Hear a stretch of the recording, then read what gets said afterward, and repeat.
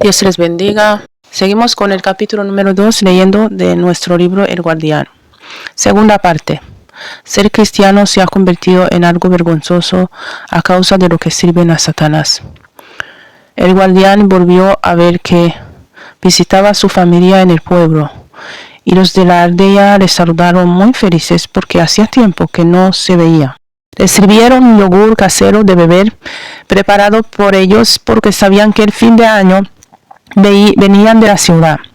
El problema empezó cuando los amigos que iban con el guardián rechazaron la leche de sus padres del campo porque hoy no era de fiarse. Y en el camino de vuelta el guardián le reclamó a su hermana por qué habían hecho eso, porque ella se había puesto de parte de sus amigos. Y esto causó que los amigos de su hermana se enojaran con el guardián y él les dejó solos y se fue.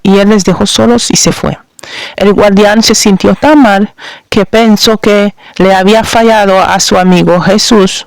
Así que tan pronto llegaron a casa, él cogió la ropa adecuada, se fue a orar al monte por unos días, pidiendo perdón a Dios por haberse enfadado con sus amigos y no haberlos tratado con mansedumbre. Subió a este monte muy triste porque anhelaba volver a estar en comunión con Jesucristo. Pasó la noche allí hasta mañana y no vio a nadie. Mientras oraba, al amanecer, escuchó una voz que le llamaba desde detrás de él.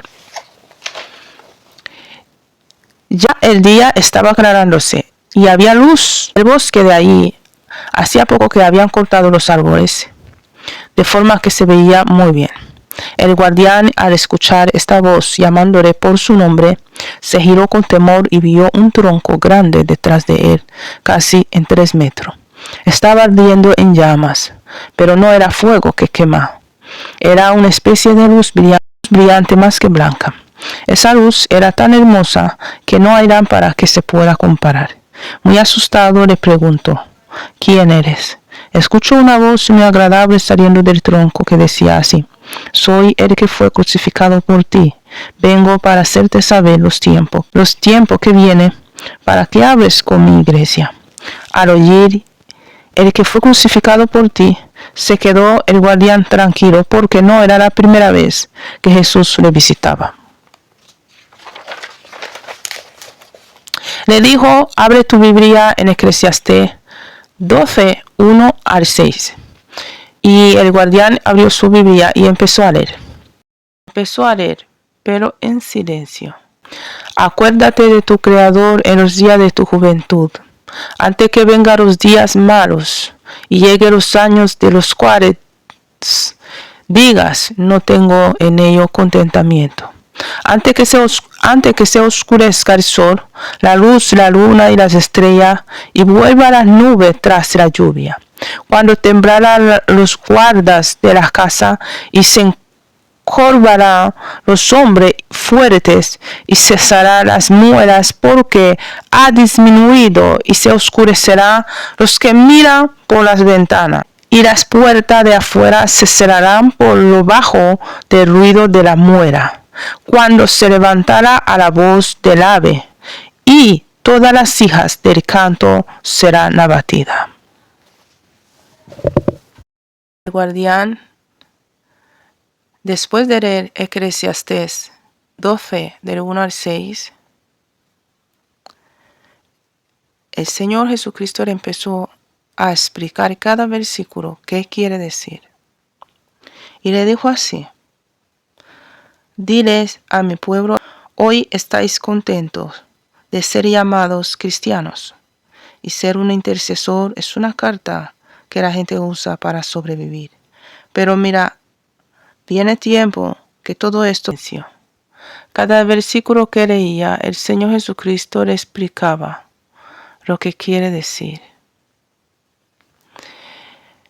Y seguía diciendo así: en los próximos días, ser un intercesor y cristiano será como una vergüenza.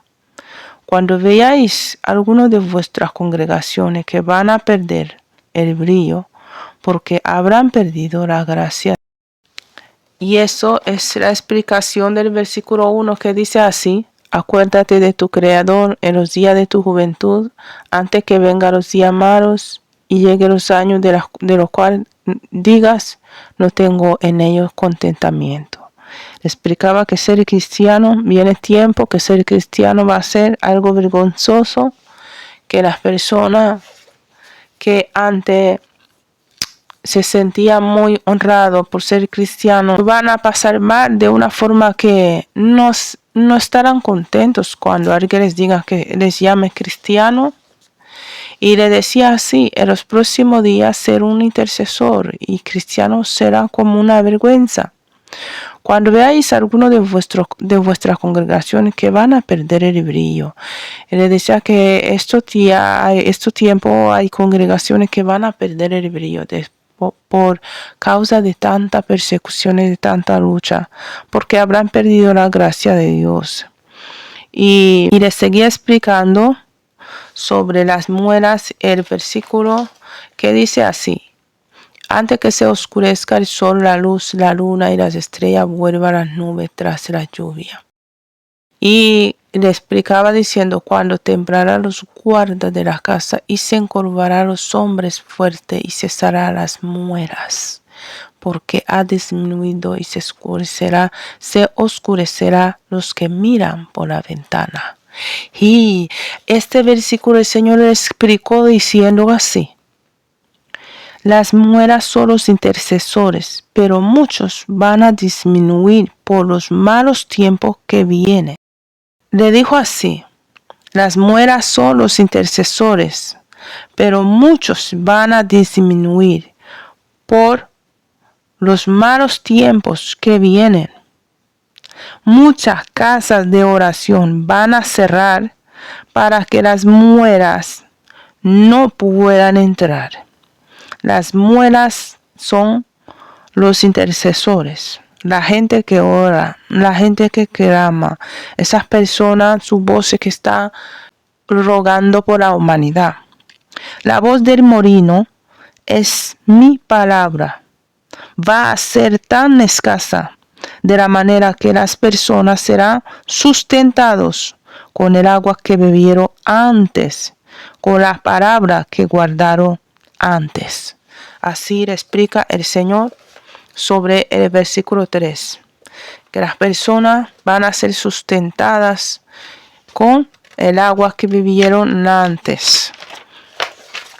Y le sigue explicando, diciendo en el versículo 4, y también los buenos tiempos en la casa de Dios van a terminar.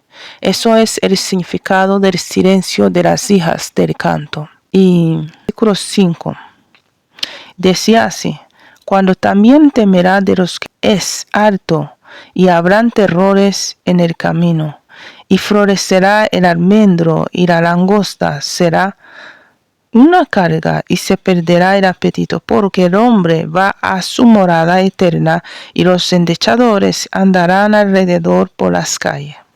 Antes que la cadena de plata se quiebre y se rompa el cuenco de oro y el cántaro se quiebra junto, la fuente y la rueda será rota sobre el pozo. Dijo así: viene un tiempo que la gente van a aborrecer las cosas de Dios y van a vivir sin esperanza.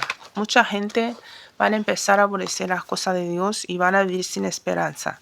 Vendrá, y le decía así: vendrán muchos falsos profetas, y los perros, malos obreros, van a destrozar las ovejas delante de todos. Mucha gente aborrecerán a Dios por motivo de muchas estafas que se verán en las iglesias. También la forma de hablar de Dios se convertirá en una carga que nadie quiere cargar. La gente dejará de ir a las casas de oración por motivo de los engaños graves que han sufrido en estos lugares. El engaño será tanto que la gente dejará la casa de oración e irán de un lugar a otro buscando la verdad, y parecerán como perder los sentidos. Los que han sido siervos de Dios Harán errores graves y caerán juntamente con los dones que Dios había activado en ellos, de la manera que muchos serán contaminados por ellos.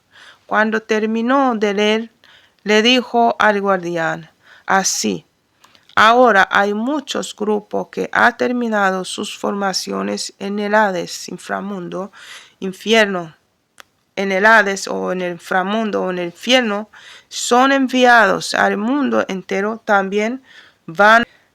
Ahora hay muchos grupos que han terminado sus formaciones en el inframundo, en el infierno, son, como quieras llamarlo, son enviados al mundo entero. También no van a dejar ningún país. No van a dejar ningún país, decía. Son personas que han sido muy preparados con todos para hacer muy bien lo que quieren. Se les ha dado poder para hacer todo en mi nombre, Jesucristo. También se les fue dada una protección para que nadie los descubra, porque normalmente los intercesores espirituales entraban en las iglesias y cuartos de oraciones, santuario, los veía y los delataban. Los que estaban actuando ahora, que están actuando ahora, no es posible que los espirituales intercesores que no son de la profesión, digo, los del llamado, puedan atravesarle y ver dentro de ellos. Solo los ungidos para detectar ese tipo de personas pueden saber quiénes son. Los que terminaron la formación en el inframundo son hombres y mujeres, chicos y chicas, niños y niñas, ancianos. Tienen poder para hacer milagros delante del público. Y también lo hacen y harán en el nombre de Jesús para que sean aceptados como siervos de Dios. Pero son los demonios que lo hacen. Van a orar por mucha gente en público y sanará. Resucitarán a muertos. Usarán mucho el espíritu de profecía y profetizarán muchas cosas y ocurrirá. Pero sin que sea la voluntad de Dios, por lo contrario, la obra hecha por Satanás el mismísimo. Usar mucho el espíritu de profecía. ¿Qué significa? Tienes 3 objetivos importantes. Dar promesa, pero que apoya los pecados de la gente, para que se engañen que si pecan, pero Dios sigue bendeciéndolo y hablando con ellos, no pasa nada.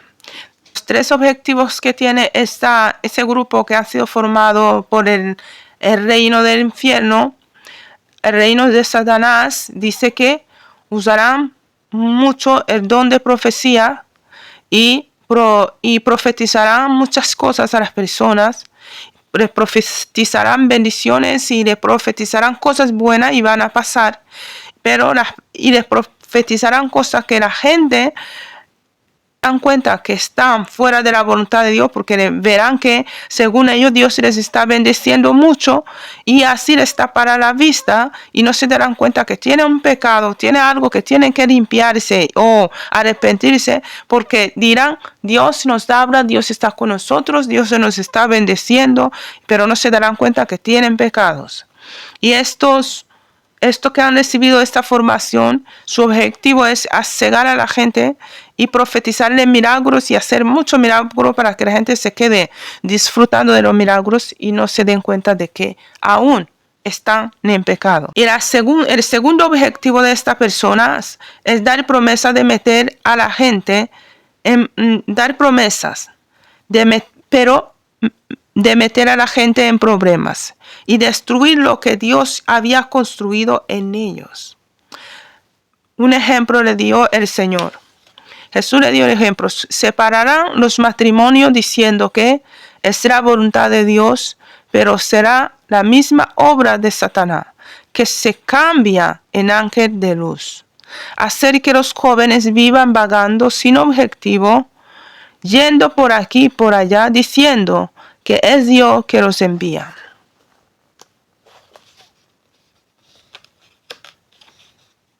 Dejar de trabajar.